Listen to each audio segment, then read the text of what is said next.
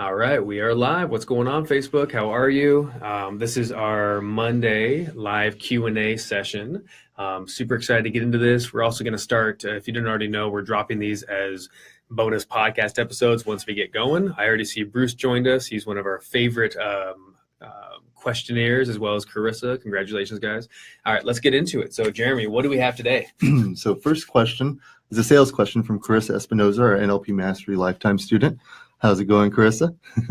So Carissa asks, when it comes to an enrollment conversation and you can see that they aren't getting to the root to their objection, how can I get to the root of their objection and address it to get them to say yes or a no? Ooh, so good question. All right, so Carissa, we're talking about objections. I guess the first thing I want to say is traditionally when you're having a sales conversation, a lot of people think of objections as like the thing to overcome, right? So the first thing I want to say is you don't need to overcome objections.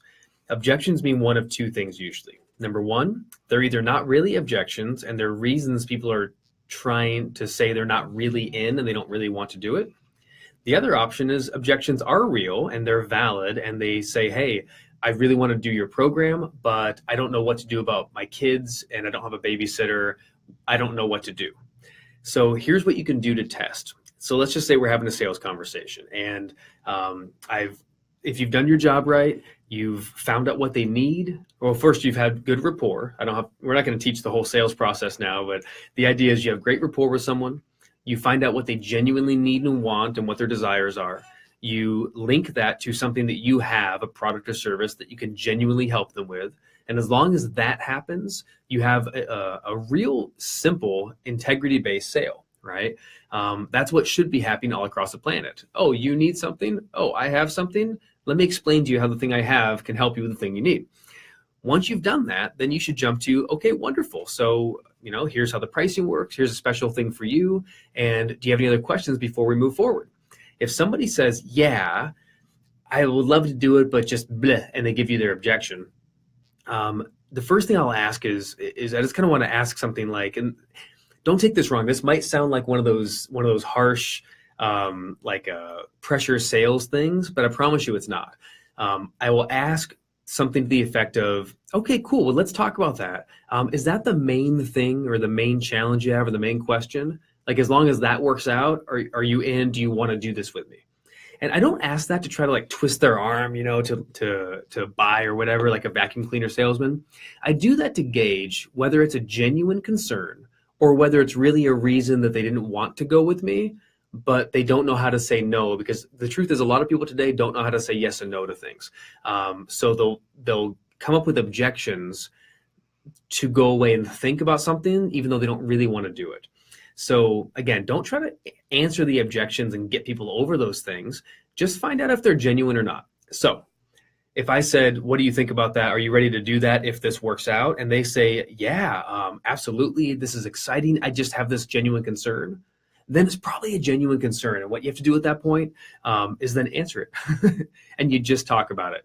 And you say, so I'll do things like, at Evolution, we sell trainings, right? So a lot of live trainings. So one of the most common objections is going to be someone says, oh, I don't know if I can take that much time. Or they'll say something like, I don't know if I can make the one in November. Can I sign up later once I know? And I'll casually say, that's awesome. That's not a problem at all. Can I ask you a question, though? As long as the time works out, is this something you really want to do? Or are you still unsure? In fact, I won't even box them in. I'll just say, do you want to do it? Or are you unsure? And then if they say, no, I really want to do it, I just don't know if I can get the time off yet, then I'll go, great. Well, here's the cool thing. You can sign up for the course. And if you find out you can't make this time, no problem. We can have you go to the one in April. And if you can't make April, we can go to the next one. And in the meantime, you can start with all the coaching and the other bonuses and things. And my point is, Chris, if that's a genuine concern that someone has, once you answer it with a viable answer, then they should feel fine to move forward. But here's what to watch for. The last thing, and then we'll move to the next question. What you got to watch for is if you answer their objection, like I just did, I said you can still sign up and get the main heart of the program. And then if you can't make the one next month, you can always come to the one 4 months later. That's not a big deal. We can move your timing around.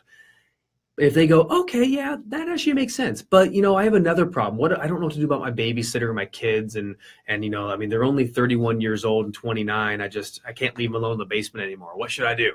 Right? That was a joke.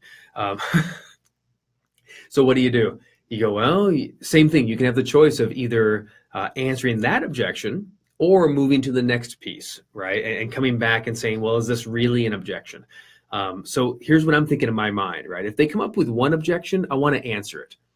If they have a second one, I'll try to answer that too. And I'll say, oh my gosh, yeah, that's a great question. A lot of people they have kids, and how old are your kids? Oh, wonderful. If they're a little bit older, I say, a lot of people come with their kids and they'll bring a family member, stay in the hotel. Or if the kids are older, like 12, 13 even, they could actually attend if you want to, and I'll give them a bonus ticket. And what's neat is when somebody genuinely thought, I want to do your program, but I don't know what to do about my kids. And I offer them solutions like bring your adolescent or your teens with them. I'll give them a free ticket. Because by the way, if you guys don't know that, I always do that. And if you have kids under 18 and you're going through a program, I automatically will extend a kid's ticket to come and sit and go through the course with you. It's something I decided to do years ago, and I ain't going to change it no matter how much I should, I guess, financially or something. I just think it's a great idea for families to do stuff together. So, and I say if it's a young kid, maybe you have time to find a babysitter, or people bring, a mother-in-law and they stay in the hotel or whatever. That should answer it for the most part. And at that point, if they say, great, oh my gosh, yeah, great idea. I didn't think of that. That's so great. Okay, they should be excited and sign up. Unless it wasn't a genuine concern in the first place. It was one of many reasons why they don't want to go through and do the training, right? So if that's the case, they're going to come up with another objection. So by the time they come up with 2 or 3 objections, at this point, don't try to push, don't try to overwhelm them, don't try to pressure them, twist their arm and all that. Just say something like this. I could answer that right now too, but I feel like there's quite a few reasons why you're not sure or not ready to go through and do this. Can I kind of back up for a second?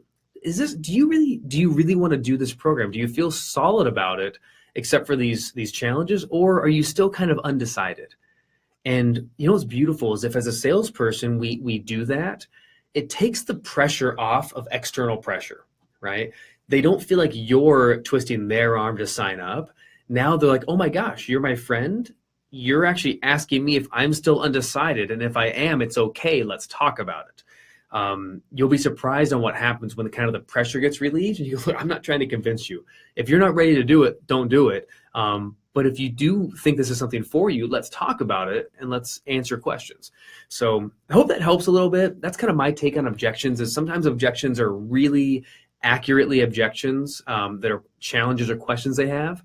If they are, you'll know it because once you answer it, they should be able to move forward.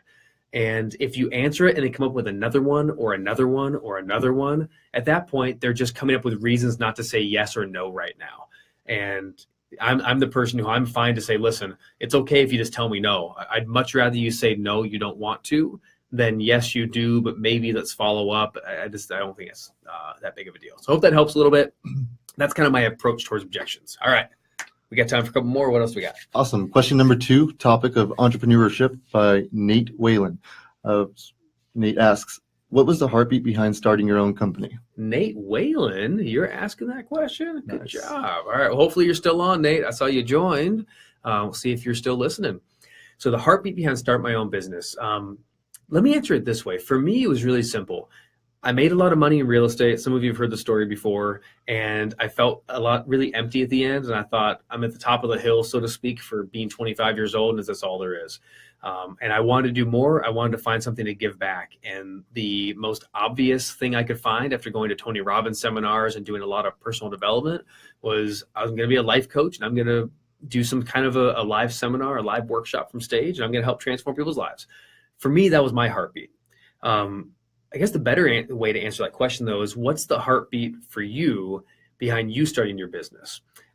This kind of speaks into what I'm working on. I'm working on a new book right now called The Purpose-Driven Entrepreneur, talking about the 7 entrepreneurial purpose drives, the drives behind every entrepreneurial movement. I found there were 7 of them, and it's fun. I'm going through right now and finishing the research on it and getting the book, kind of the chapters and everything together for this.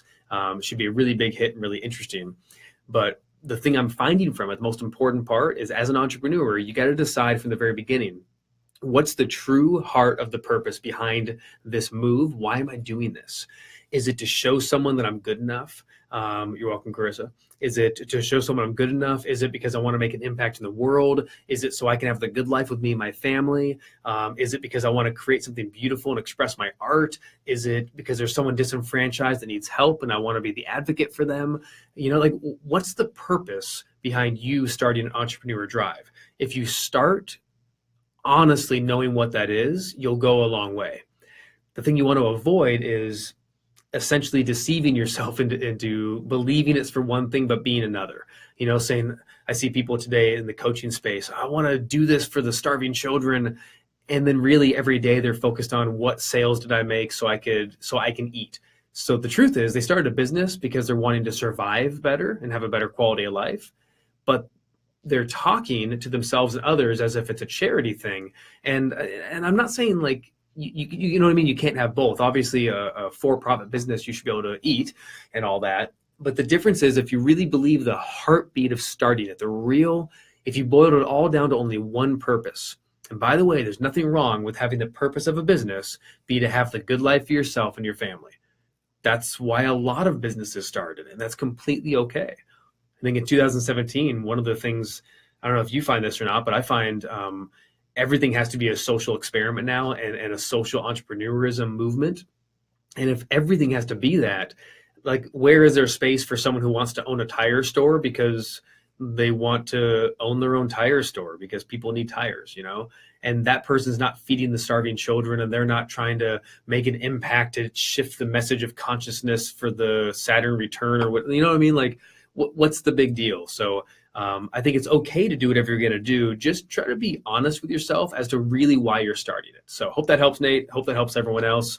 All right, we got about 2 or 3 minutes left, so I'll try to rapid fire this last one.